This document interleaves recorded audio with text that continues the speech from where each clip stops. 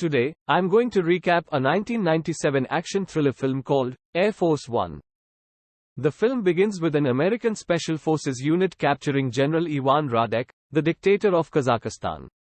Radek's regime had caused an enormous amount of bloodshed for Kazakhstan, and there was word that his stockpiling of nuclear weapons would have plunged the world into a second Cold War.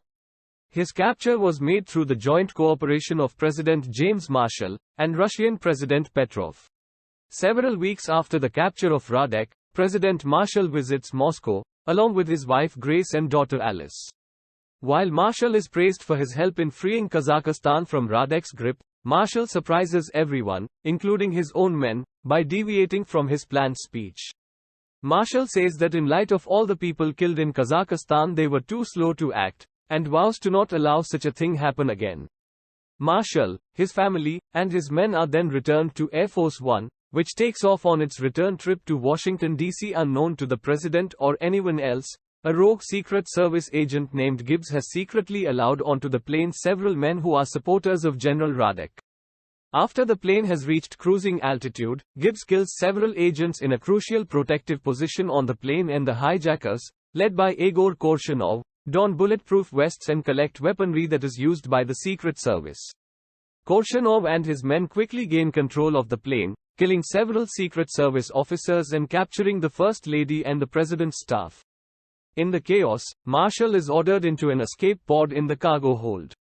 Air Force One's pilots attempt an emergency landing at Ramstein Air Base, but are soon killed with one of Korshunov's men taking control of the plane. A group of F-15s are sent after Air Force One as an escort. The plane is piloted towards Kazakhstan, and Korshunov places a direct call to the White House, where Vice President Catherine Bennett and Defense Secretary Walter Dean listen to Korshunov's demands. Korshunov requests the release of General Radek, with the stipulation that a hostage will be executed every half hour until his demands are met. Shortly thereafter, the president's escape pod is found, but he is not inside. During the firefight, Marshall hid aboard the plane, intent on saving his family, a fact of which neither the White House or Korshunov are aware. Korshunov assumes that the president escaped Air Force One, while the empty pod's discovery by the White House has them speculating that Korshunov and his men have killed Marshall. In his communications with the White House staff and military leaders, Korshunov is clear to point out that he believes Marshall is a coward for deserting his family and staff and taunts the vice president. Bennett calls President Petrov, in hopes that he can release Radek temporarily, with the hope that once Ivan has released the hostages, they can quickly recapture him. However, Petrov is not willing to give in to this request without proof that the president is alive. After 30 minutes, Korshunov calls the White House to find out if Radek has been released. When Bennett and National Security Advisor Jack Dougherty try to stall for time, Korshunov coldly executes Dougherty. Korshunov then has Grace and Alice brought to the cockpit, leaving several men to guard the rest of the hostages. Marshall attempts to find his family, but almost is taken out by a henchman, before he kills him. Marshall returns to the cargo hold where he manages to find a cellular phone, and places a call to the White House switchboard. Marshall argues with the switchboard operator when she questions his claim to be the president, and he demands she trace the call. As she realizes that Marshall is who he says he is, one of Korshunov's henchmen finds Marshall. Marshall slyly slips the phone in his pocket. When the call is transferred through to the White House Situation Room, Marshall gives indirect orders for one of the F-15s escorting the plane to fire on them. Bennett relays the order, and the shock wave from the blast throws the henchman off balance, allowing Marshall to overpower and kill him. Marshall then speaks directly to Bennett and the others, claiming they cannot give up Radek, and need to find some way to get the plane on the ground. Meanwhile, Korshunov has found out about the killing of two of his men and has assumed there is a Secret Service agent hiding in the cargo hold. After having Deputy Press Secretary Melanie Mitchell brought to the cockpit, he turns on the plane's speaker system, threatening to kill Melanie if the person in the cargo hold does not surrender. Painfully, Marshall does not comply, and Melanie's execution is heard throughout the plane. In a storage fridge in the cargo hold, Marshall notices a punctured milk container, and gets the idea to dump the plane's fuel, which should force the plane to land. When the plane registers that it is leaking fuel, Korshunov sends two of his men. They are almost killed by Marshall, but as they go to fix the fuel leak, Marshall sneaks up to the main cabin and subdues another henchman. The two then gain entrance to the room where the hostages are. Marshall states emphatically he is not leaving without his family, but wants to save the hostages. Major Caldwell proposes that if they can get the plane to descend to 15,000 feet, and use the parachutes in the cargo hold, they can get off the plane. The secret fax message, the fax and phone lines are separate, is received by the White House, shortly after Korshunov calls demanding a mid-air refueling. Bennett attempts once more to negotiate for a hostage release by requesting they land the plane for refueling, but Korshunov's threat to kill a passenger every minute until they are refueled forces her to give in to his demands. Bennett soon has to deal with the matter in another way. CNN reports a rumor that Air Force One has crashed. Bennett goes before the White House press room to quell the rumor, and informs the public for the first time regarding the hijacking of the airplane. A KC-10 is dispatched and soon after refuels Air Force One. Both planes descend to 15,000 feet.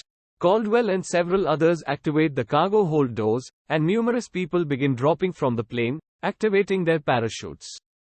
However, the opening of the cargo doors is seen in the plane's cockpit, and several of Korshunov's men are sent to investigate. Finding the door locked, one of them uses an oxygen tank to blast the lock, causing a number of people to plummet out of the plane. The sudden blast causes the refueling effort to go wrong, and the KC-10 struggles to break free. However, the fuel leaking from the plane ignites and the KC-10 explodes. Marshall just barely survives being sucked out the cargo hold, clinging to the cargo door. Caldwell manages to pull Marshall to safety, and they are soon taken hostage by Korshunov's men. Igor then calls the White House, announcing that he now has the president, and orders the F-15 escort to divert once they enter Kazakhstani airspace. Bennett immediately complies with this request. Marshall is brought before Korshunov, who beats him and demands that Marshall call Petrov to release Radek, promising that they can go free once the general is released. Marshall refuses, until Korshunov threatens to kill Alice. Forced to save his family, Marshall gives in, and calls Petrov for the release of Radek. As Radek's release is broadcast through the plane's PA system, Korshunov explains further that he lied to Marshall. He further intends to turn Marshall and his family over to Radek. At the same time, Marshall secretly gets hold of a piece of glass, and cuts through his bindings. Marshall then attempts to subdue Korshunov, but is almost shot by one of Korshunov's henchmen. The bullet meant for Marshall is taken by his chief of staff. Marshall then manages to take out the gunman, but in the ensuing struggle, Igor escapes to the cargo hold with grace.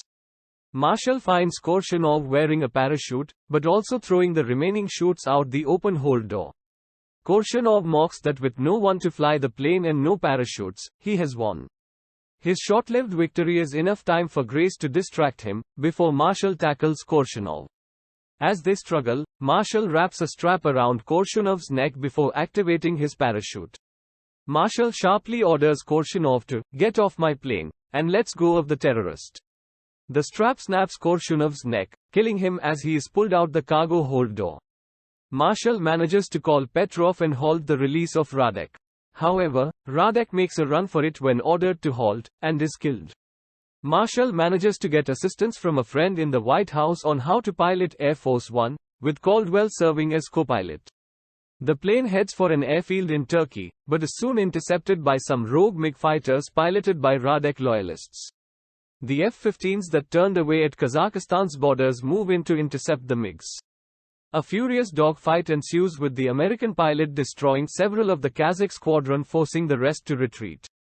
One American pilot sacrifices his own life to stop a missile from hitting Air Force One in the tail. However, the victory is short-lived. During the battle, Air Force One lost an engine and suffered major damage to its tail gear, preventing a safe landing. With no way to land and the plane rapidly losing fuel, AC-130 Hercules is routed towards Air Force One, and a mid-air, zip-line, rescue is put into effect.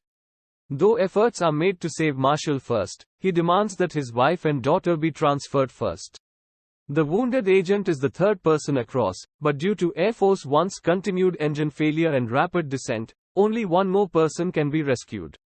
Marshall refuses to leave the other men behind, but his words are interrupted as Agent Gibbs shoots the zipline attendant, and also kills Caldwell. Both Gibbs and Marshall fight for the zipline strap, with Marshall just barely getting it attached when the zipline breaks free from the doorframe, leaving Gibbs aboard the plane as it crashes and breaks up in the Caspian Sea. Marshall continues to struggle to secure his zipline strap as the team aboard the Hercules reels him in. Once he is finally secure aboard the Hercules, the pilot changes the plane's call sign from Liberty 224 to Air Force One. This title applies to any aircraft that the president is aboard. As Marshall is reunited with his family, the F-15 squadron resumes flanking positions as they escort the first family home. Thank you very much for watching.